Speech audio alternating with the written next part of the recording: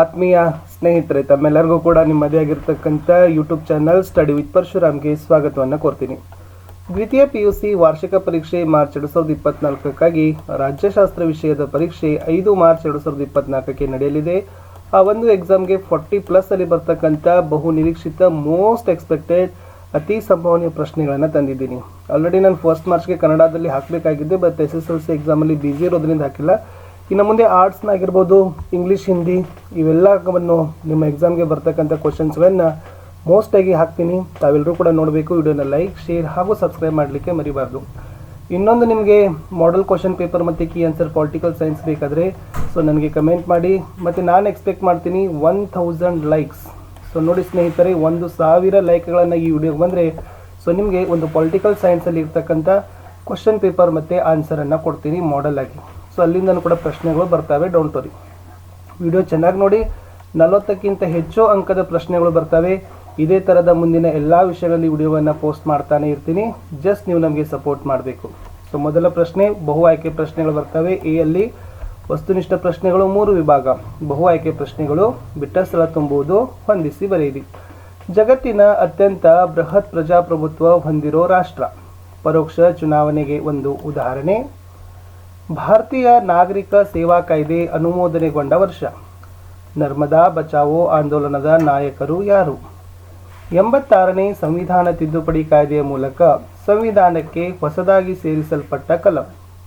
ಸಂವಿಧಾನ ರಚನಾ ಸಭೆಯ ಅಧ್ಯಕ್ಷರು ಯಾರಾಗಿದ್ದರು? ನೆಕ್ಸ್ಟ್, ಭಾರತದಲ್ಲಿ ಅಸ್ತಿತ್ವದಲ್ಲಿರುವ ಪಕ್ಷ ಪದ್ಧತಿ ಯಾವುದು? ವರ್ಣಾಶ್ರಮ ವ್ಯವಸ್ಥೆಯಲ್ಲಿರ್ತಕ್ಕಂಥ ವರ್ಗಗಳು ಯಾವುವು? ಅಸ್ಮಿತೆ ರಾಜಕಾರಣವನ್ನು ಗುರುತಿಸಿದವರು ಯಾರು? ಇನ್ನು ಬಿಟ್ಟ ಸ್ಥಳದಲ್ಲಿ ಯಾವೆಲ್ಲ ಕ್ವಶನ್ಸ್ಗಳು ಬರ್ಬೋದಂದರೆ, ಭಾರತದಲ್ಲಿ ಜಾಗತೀಕರಣ ಆರಂಭವಾಗಿದ್ದು ಯಾವ ವರ್ಷದಲ್ಲಿ? ಜೀನ್ ಬೋರ್ಡಿನ್ ರವರ ಕೃತಿ ಯಾವುದು? ತಾಸ್ಕೆಂಟ್ ಒಪ್ಪಂದಕ್ಕೆ ಸಹಿ ಹಾಕಿದ್ದು ಯಾವ ವರ್ಷ? ರಾಷ್ಟ್ರ ನಿರ್ಮಾಣದಲ್ಲಿ ಎದುರಾಗುವ ಒಂದು ಅಡಚಣೆ ಯಾವುದು? ವಿಶ್ವಸಂಸ್ಥೆಯ ಮೂಲ ತತ್ವಗಳನ್ನು ತಿಳಿಸುವ ವಿಧಿ. ಓಕೆನಾ? ನೆಕ್ಸ್ಟ್, ರಾಷ್ಟ್ರೀಯ ತುರ್ತು ಪರಿಸ್ಥಿತಿ ಘೋಷಿಸುವವರು ಯಾರು? ನೇಪಾಳದ ಮ್ಯಾಗ್ನಾಕಾರ್ಟ್ ಅಂತ ಯಾವುದನ್ನು ಕರಿತೀವಿ? ಬ್ರಿಕ್ಸ್ ಸದಸ್ಯ ರಾಷ್ಟ್ರಗಳ ಸಂಖ್ಯೆ ಎಷ್ಟಿದೆ?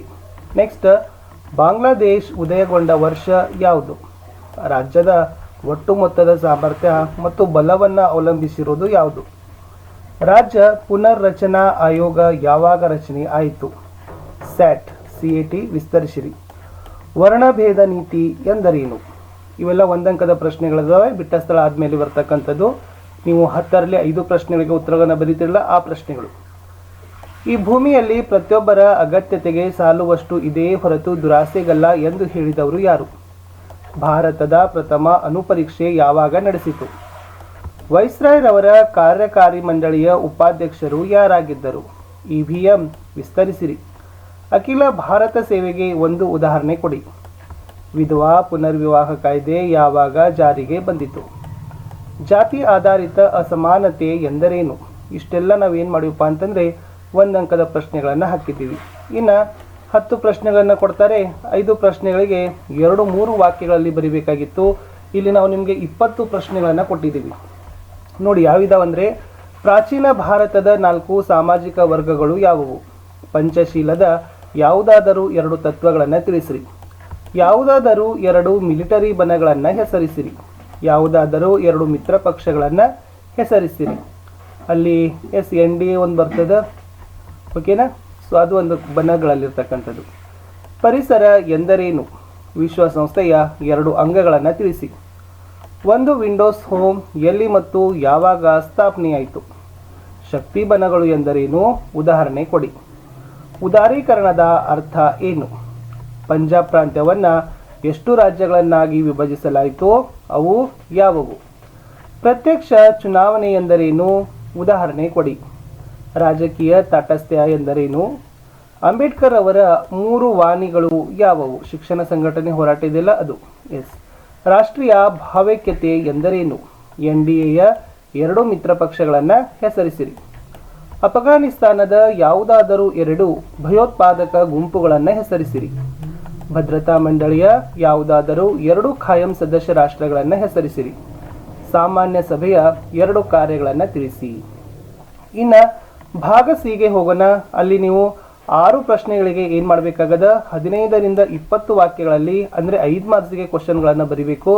ಇಲ್ಲಿ ನಿಮಗೆ ಬಹಳ ಕನ್ಫ್ಯೂಸ್ ಅನ್ನಿಸ್ತದ, ಬಟ್ ಯಾವುದು ಕ್ವಶನ್ನ ಪ್ರಶ್ನೆಯ ಪಾಯಿಂಟ್ಸ್ಗಳು ಹೆಚ್ಚಿರ್ತಾವೆ, ಒಂದೂವರೆ ಪೇಜ್ ಆಗುವಷ್ಟು ಉತ್ತರ ಆಗ್ತದೆ, ಅದನ್ನು ಚಾಯ್ಸ್ ಮಾಡಿ ನೀಟಾಗಿ ಬರೀರಿ. ಓಕೆನಾ? ನೋಡಿ ಪ್ರಶ್ನೆ ಯಾವಿದಾವೆ ಅಂದರೆ, ಪ್ರಸ್ತುತ ಭಾರತದಲ್ಲಿರುವ ರಾಜ್ಯಗಳು ಮತ್ತು ಕೇಂದ್ರಾಡಳಿತ ಪ್ರದೇಶಗಳನ್ನು ಪಟ್ಟಿ ಮಾಡಿ. ಈ ಕ್ವಶನ್ಸ್ ಬಂದೇ ಬರ್ತಕ್ಕಂಥ ಚಾನ್ಸಸ್ ಭಾಳ ಇದಾವೆ. ಕೇಂದ್ರ ಲೋಕಸೇವಾ ಆಯೋಗದ ಕಾರ್ಯಗಳನ್ನು ಬರೆಯಿರಿ. ಮಹಿಳಾ ಚಳವಳಿಯ ರಾಜಕೀಯ ಪರಿಣಾಮಗಳನ್ನು ವಿವರಿಸಿರಿ. ದಲಿತ ಚಳವಳಿಯ ರಾಜಕೀಯ ಪರಿಣಾಮಗಳನ್ನು ವಿವರಿಸಿರಿ.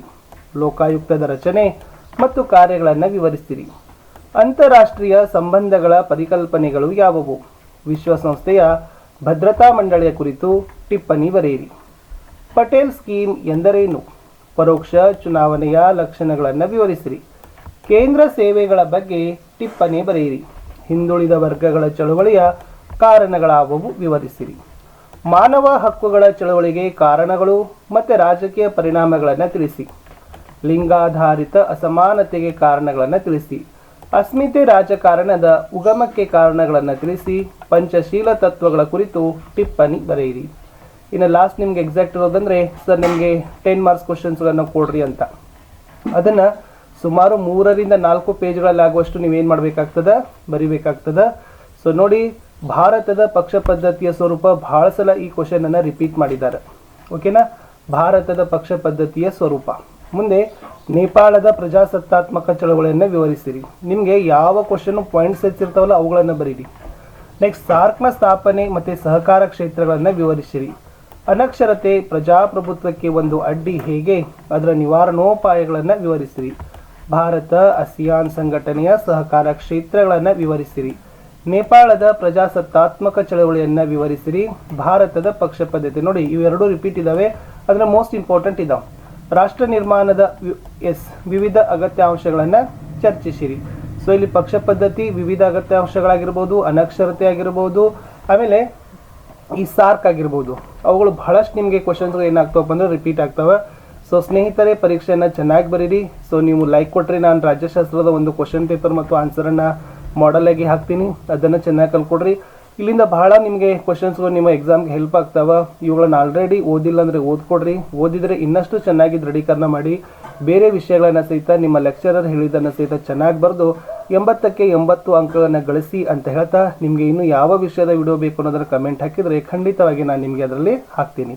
ಸಿಗ್ತೀನಿ ಹೊಸ ವಿಡಿಯೋದಲ್ಲಿ. ಅಂಟಿಲ್ ಟೇಕ್ ಕೇರ್, ಬಾಯ್.